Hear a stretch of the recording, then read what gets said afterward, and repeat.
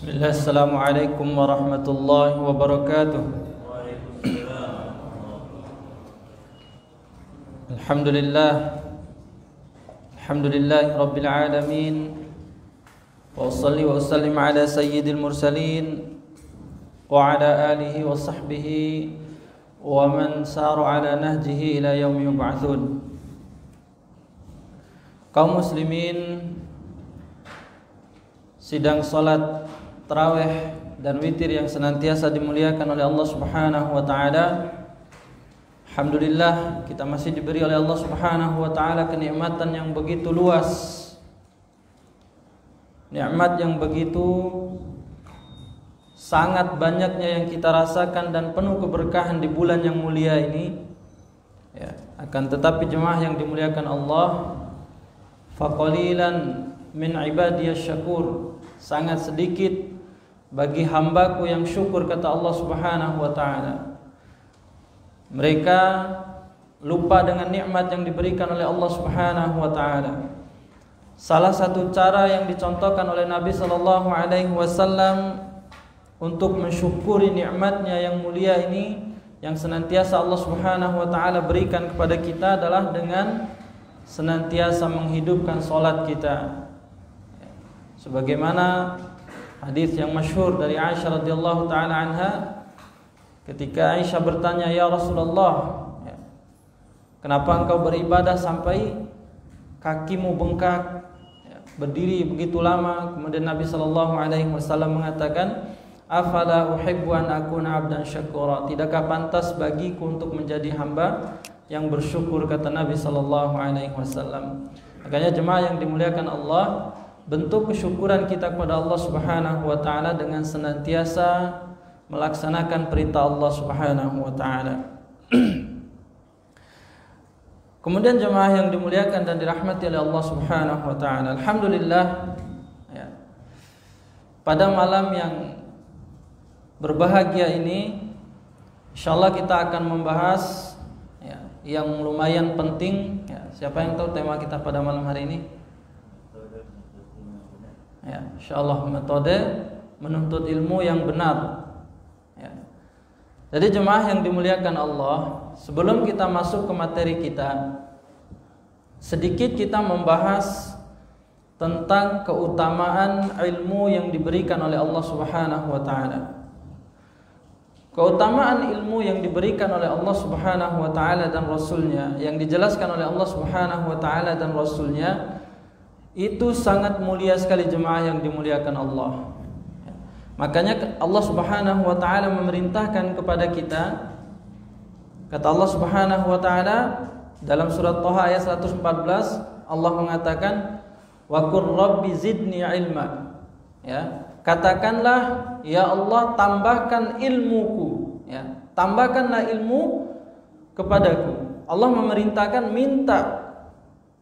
Maka Nabi sallallahu alaihi wasallam di antara doa beliau yang banyak adalah, ya, Allahumma inna as'aluka ilman nafi'an. Ya Allah, berikanlah kami ilmu yang bermanfaat. Sehingga Nabi sallallahu alaihi wasallam menjadikan ilmu ini sebagai amal jariah kita yang tidak akan pernah terputus. Ya, sebagaimana dalam hadisnya yang masyhur, ya, idza mata ibnu Adam inqata'a sa'iru amaluh. Apabila anak Adam itu meninggal, maka terputuslah semua amalannya. Ya. Kecuali yang disebutkan oleh Nabi sallallahu alaihi wasallam ada 3 yang diantaranya al-ilmu yuntafa'u bihi, ilmu yang bermanfaat. Ini diantara keutamaan ilmu jemaah yang dimuliakan Allah. Sehingga Allah Subhanahu wa taala mengatakan, "Qul hal yastawil ladzina ya'lamuna wal ladzina la ya'lamun?" Apakah sama antara orang-orang yang berilmu dengan orang-orang yang tidak berilmu, kata Allah Subhanahu wa taala dalam Al-Qur'annya? Ya, jelas tidak sama. Dalam tafsir Fathul Qadir dijelaskan, ya, perbandingan antara orang yang berilmu dengan orang-orang yang tidak berilmu dijelaskan, ya, kal mu'min wal 'asi, seperti orang-orang satunya beriman kemudian satunya bermaksiat. Ya, saking pentingnya ilmu. Karena memang dengan ilmu seseorang akan bisa mengetahui mana sesuatu yang benar.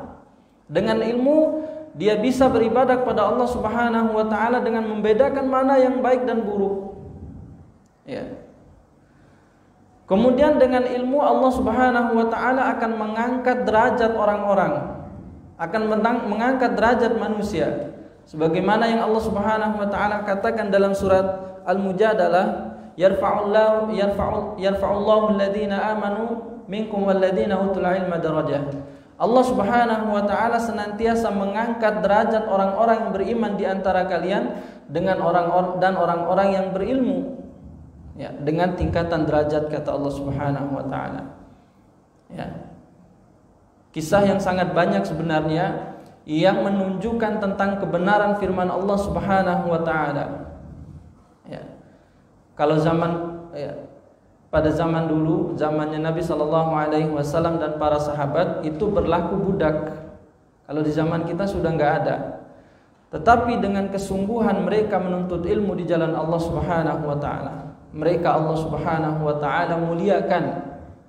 Salah satu contohnya adalah sahabat Atha yang bernama Atha radhiyallahu taala ya. Dia adalah salah satu muridnya sahabat ya yang bernama Ibnu Abbas, dan dia adalah seorang budak yang tiap harinya hanya membagi waktunya menjadi 3. Waktu pertama dia gunakan untuk beribadah kepada Allah. Waktu yang kedua dia gunakan untuk taat kepada majikannya. Dan waktu yang ketiga untuk menuntut ilmu. Sampailah pada saat ilmu itu ya tinggi pada diri seorang Atha. Ketika datang manusia melakukan haji dan di situ ada Ibnu Umar radhiyallahu taala anhu. Dan manusia datang kepada Ibnu Umar meminta fatwa. Kemudian Ibnu Umar mengatakan apa? A'uftikum wa fikum Atha. Apakah aku memberikan fatwa kepada kalian sedangkan di antara kalian itu ada Atha? Ini luar biasa. Allah Subhanahu wa taala mengangkat derajat orang-orang yang berilmu itu dengan derajat yang berlipat-lipat. Ya.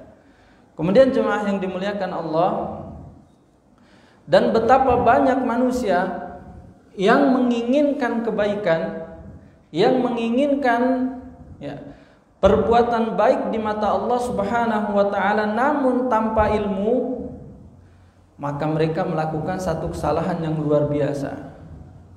Seperti satu kisah yang disebutkan dalam silsilahnya Syekh Albani dan disahihkan oleh beliau, kisahnya Abu Musa al-Asy'ari dengan Ibnu Mas'ud, dan ini kisah yang sangat masyhur sekali.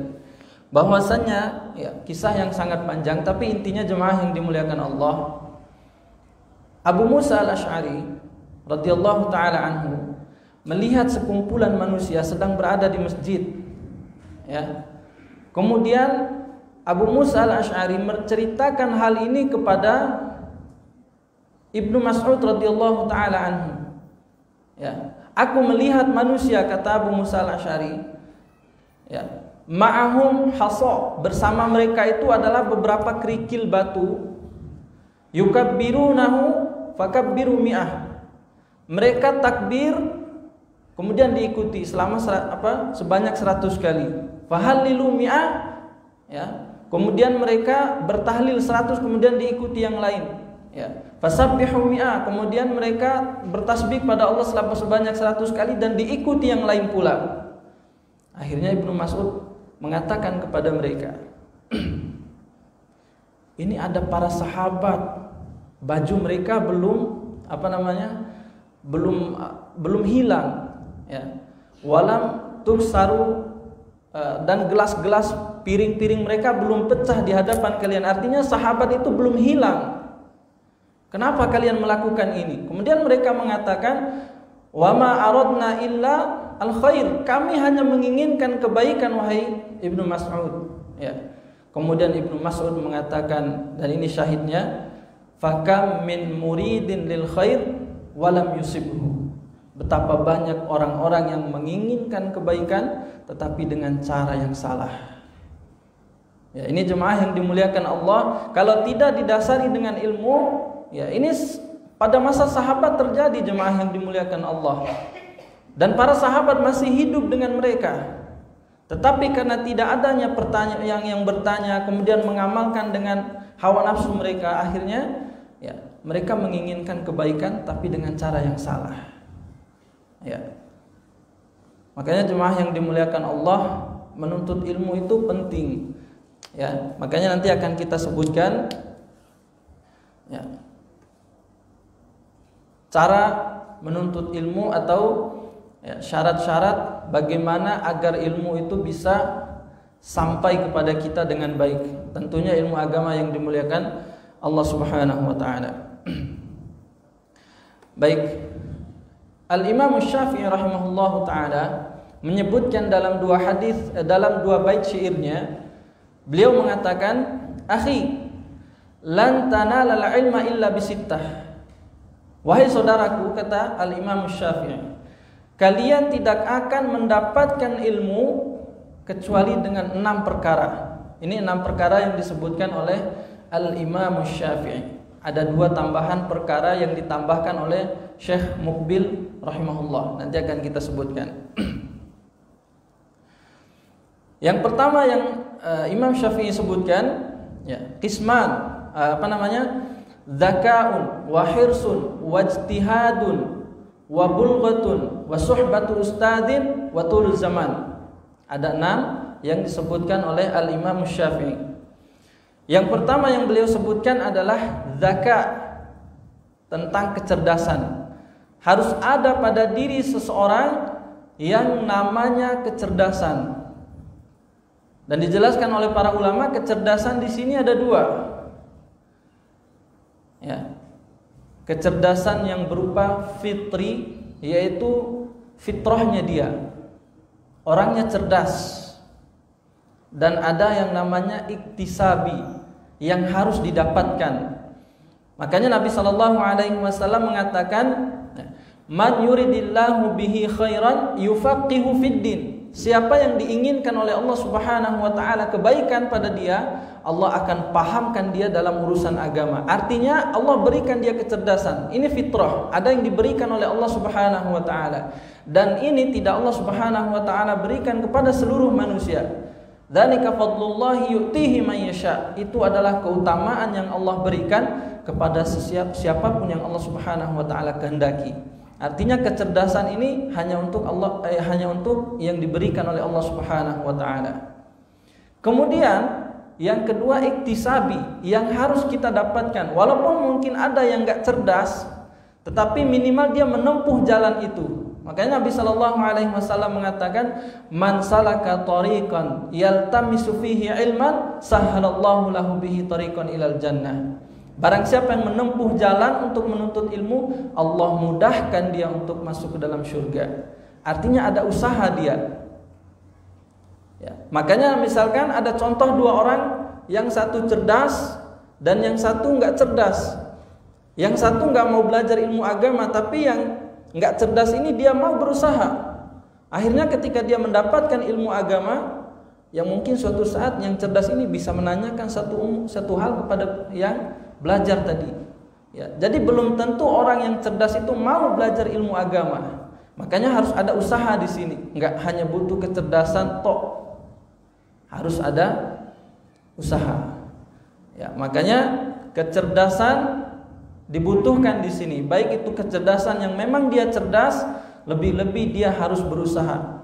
Ya, syukur-syukur kalau dia udah cerdas tapi mau belajar, ini luar biasa. Baik, jemaah yang dimuliakan dan dirahmati oleh Allah Subhanahu wa taala. Maka di antara tanda kecerdasan seseorang adalah ayyabda bima yajibu alaihi ainan. Dia memulai dengan apa yang diwajibkan kepada dia secara wajib oleh Allah Subhanahu wa taala. Contoh misalkan Allah Subhanahu wa taala mewajibkan kita sholat dalam keadaan dia tidak tahu, ya.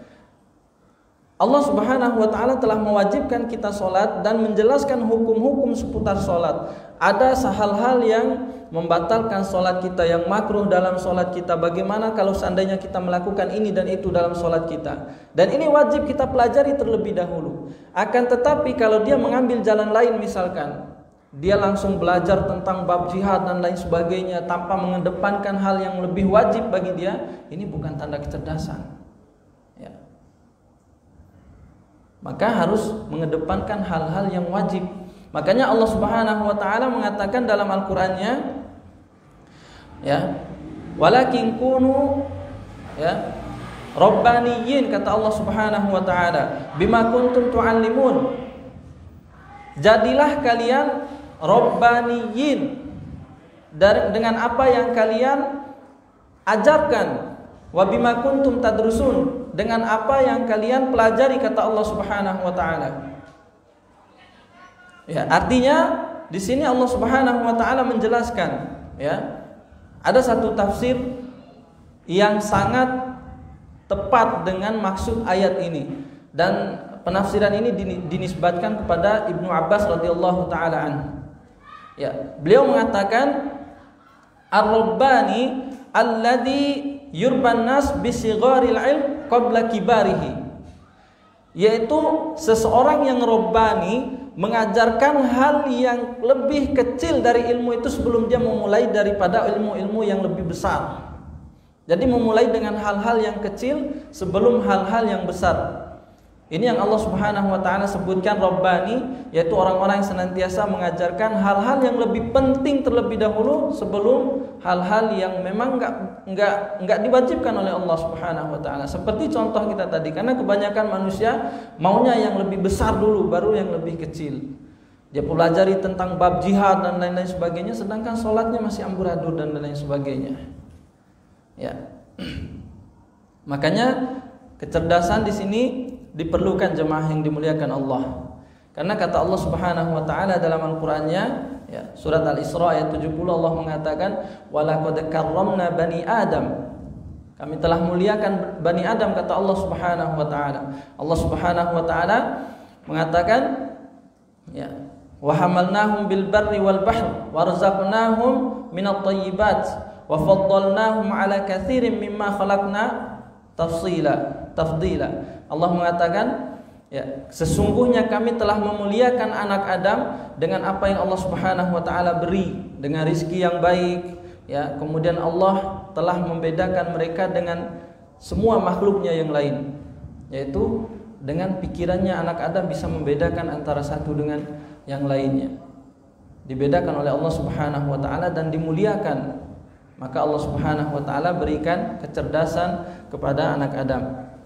Makanya ini jemaah yang dimuliakan Allah, kecerdasan itu perlu dalam hal menuntut ilmu. Makanya kecerdasan yang kita sebutkan tadi adalah yang pertama, memang itu Allah Subhanahu wa taala telah memberikan kecerdasan itu.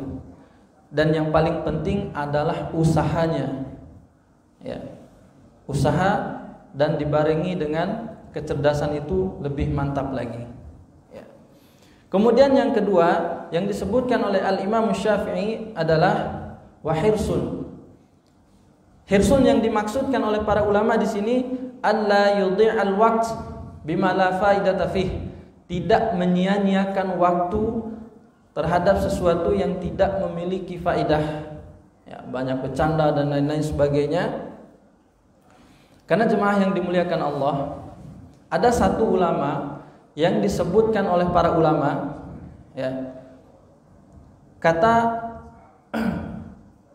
Imam Adz-Dzahabi rahimahullahu taala, seseorang ini, ya, tidak ada di atas dunia ini yang menulis buku lebih tebal dari buku beliau, ya. Namanya Ibnu Aqil Al-Hambali, ya, nanti bisa dilihat bukunya Al-Funun namanya. Yang dicetak, yang kita pelajari itu cuma 2 jilid. Aslinya berapa jilid? 800 jilid cuma. Makanya kata Imam Adz-Dzahabi rahimahullahu taala, lam yusannaf fid dunya akbar min hadzal kitab. Tidak ditulis buku yang setebal ini di atas dunia selain kitab ini. Namanya Al-Funun. 800 jilid. Insyaallah. Jadi berapa tahun tuh nulis? Ya, setiap detik nulis dan masya Allah ilmunya ya diberkahi oleh Allah Subhanahu wa taala. Kemudian ya, kita tahu betapa penjagaannya Al-Imam Al-Bukhari ya, beliau melakukan perjalanan sampai berbulan-bulan untuk menulis satu hadis. Dan antum tahu berapa lama beliau mengumpulkan hadis-hadisnya? Berapa lama kira-kira? 18 tahun jemaah. Menuliskan hadis, mengumpulkan semua hadis dengan melakukan perjalanan sampai berbulan-bulan, itu hampir lebih kurang 18 tahun. Dengan berbagai macam guru. Bentuk penjagaan waktu mereka luar biasa. Nah, kita tinggal baca susah juga. Insyaallah. Kemudian yang ketiga, wajtihadun, bersungguh-sungguh. Syarat yang ketiga adalah wajtihadun, bersungguh-sungguh dalam mempelajari ilmu tersebut. Ya. Salah satu contoh tentang kesungguhan belajar ilmu adalah salah seorang ulama yang bernama Al-Jahid. Beliau tuh punya maktabah maktabah itu namanya perpustakaan. Perpustakaan itu besarnya sangat luas dan dipenuhi dengan buku-buku. Satu saat ketika dia ingin membaca bukunya lagi, buku-buku yang dia simpan khusus untuk dibaca, semua rak bukunya jatuh, menimpa dia, terkubur di atas buku-bukunya, di bawah bukunya. Jadi dia mati ditimpa bukunya sendiri.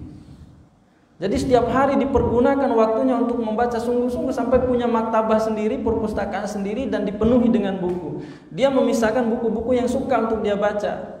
Pada saat dia masuk, ngambil bukunya, semua bukunya jatuh, menimpa dia. Insyaallah. Ya, semoga kita diberkahi kesungguh-sungguhan seperti kesungguhannya para ulama. Ya, minimal kita bisa meneladani tanpa bisa mengikuti mereka. Kemudian jemaah yang dimuliakan Allah, syarat yang keempat, yang ketiga apa yang keempat ya? Yang ketiga. Yang keempat, ya. Bulghatun, yaitu harus senantiasa mengorbankan harta kita, mengeluarkan harta kita di jalan Allah Subhanahu wa taala. Karena hakikatnya orang-orang yang menuntut ilmu adalah dia sedang berjihad di jalan Allah Subhanahu wa taala. Sebagaimana hadis Nabi sallallahu alaihi wasallam yang diriwayatkan oleh Al-Imam At-Tirmidzi, "Man kharaja fi talabil ilm." Siapa yang keluar untuk senantiasa belajar ilmu, kata Nabi sallallahu alaihi wasallam, "Kana fi sabilillahi hatta yarji'." Sesungguhnya dia seperti berada di jalan Allah Subhanahu wa taala sampai dia pulang kembali ke rumahnya. Maka kita mengeluarkan harta kita untuk senantiasa ya di jalan di jalan ilmu, maka seperti kita menginfakkan harta kita di jalan Allah Subhanahu wa taala. Dan ini keberkahan yang Allah Subhanahu wa taala berikan kepada orang-orang yang menuntut ilmu juga. Kemudian ya, karena waktu tinggal sedikit, kita sebutkan syarat yang kelima adalah wasuhbatu ustadzin. Nah, ini yang syarat yang penting nih, harus senantiasa bersama ustadz nih belajarnya. Harus senantiasa bersama guru. Ya. Karena kata Allah Subhanahu wa taala dalam surat An-Nahl, "Fas'alu ahla dzikri in kuntum la ta'lamun." Tanyakan kepada orang yang tahu tentang satu perkara kalau kalian tidak mengetahuinya, kata Allah Subhanahu wa taala. Ya. Kemudian Syekh Utsaimin juga pernah ditanya tentang seseorang yang belajar sendiri. Kemudian Syekh Utsaimin mengatakan, "Man kana syaikhuhu kitabuhu." Ya.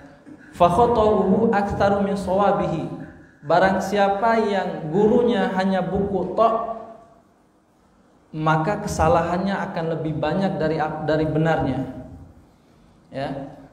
Barang siapa yang hanya membaca buku saja, maka dia akan mendapatkan kesalahan itu lebih banyak dari benarnya. Karena dia nggak akan pernah tahu apa maksud misalkan ayat ini, hadis ini bagaimana penjelasannya, tentang maksud dan tujuan hukum ini dan lain-lain sebagainya. Banyak hal yang harus kita tanyakan. Makanya Allah perintahkan fas'alu ahlad dzikri in kuntum la ta'lamun. Tanyakan kepada orang-orang yang lebih tahu tentang suatu perkara jika kalian tidak tahu tentang perkara tersebut. Maka di sini perlunya guru. Harus senantiasa belajar dengan guru. Jemaah yang dimuliakan dan dirahmati oleh Allah Subhanahu wa taala. Suatu ketika Yunus bin Abul A'la, ini gurunya para pakar hadis. Yunus bin Abul A'la, gurunya Imam Bukhari, kemudian gurunya Ibnu Huzaimah dan lain-lain sebagainya. Ini gurunya para perawi hadis. Kemudian beliau berkata, "Ma ra'aitu aqalu minasy Syafi'i." Aku tidak melihat orang yang lebih berwawasan daripada Al-Imam Syafi'i. Ya. Beliau mengatakan, "Nadhartuhu yauman." Suatu hari aku pernah mendebat Imam Syafi'i. Jadi gurunya Yunus bin Abul A'la ini pernah mendebat Al-Imam Syafi'i. Kemudian beliau mengatakan, "Summa iftaraqna." Kemudian kami berpisah. Pada saat ketemu, fa akhadha yadi thumma qala. Kemudian Al-Imam Syafi'i ini memegang tangannya Abu Musa julukan beliau. Kemudian mengatakan, "Alla yastaqima an nakuna ikhwanan wa illam nattafiq mas'alatan." Beliau mengatakan, apakah kita enggak berhak jadi ikhwan, sahabat walaupun kita enggak sepaham dengan satu masalah. Jadi gurunya Imam Muslim ini pernah berdebat dengan Imam Syafi'i tentang satu masalah, tetapi tidak membuat mereka putus persahabatannya, putus persaudaraannya. Nah, kita lihat pada zaman kita sekarang ini, gara-gara masalah guru satu dengan guru yang lainnya, muridnya yang jadi masalah. Ya, karena ta'assub dengan satu guru. Ya, kita lihat berapa gurunya Al-Imam Al-Bukhari, berapa gurunya Imam Syafi'i. Banyak. Lah kita hanya satu guru saja sudah luar biasa, saling menyalahkan dan lain sebagainya.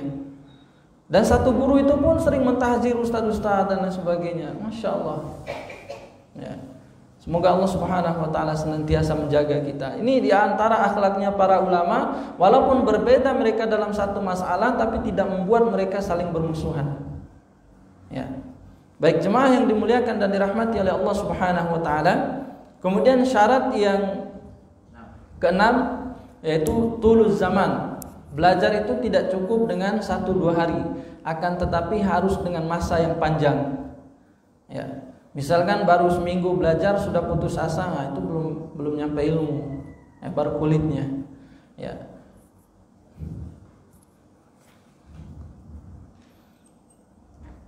Baik.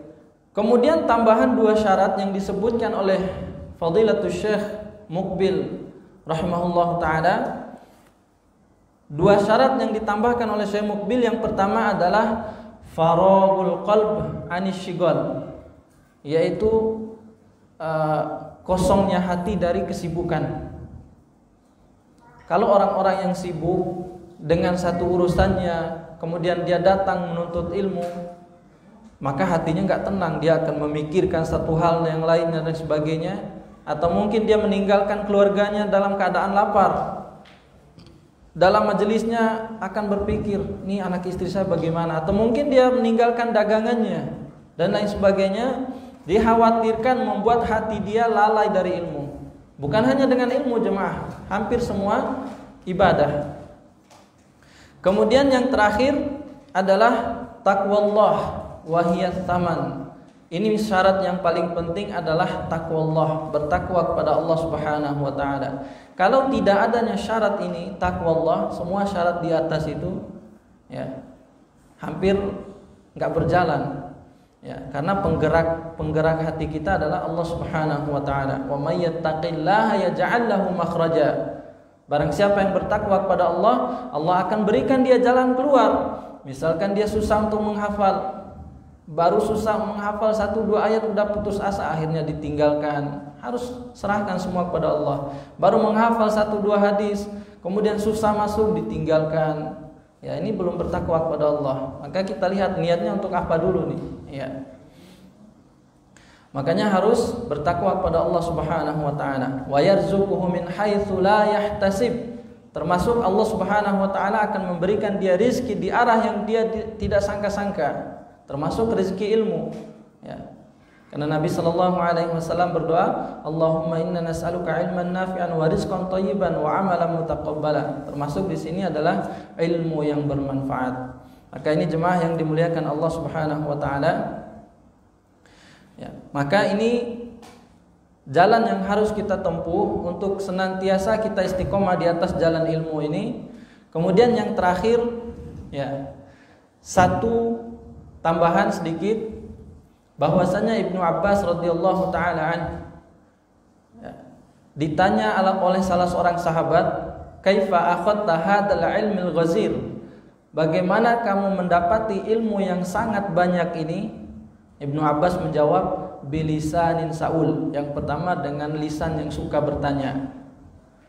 Wa qalbin aqul, dengan hati yang suka menerima.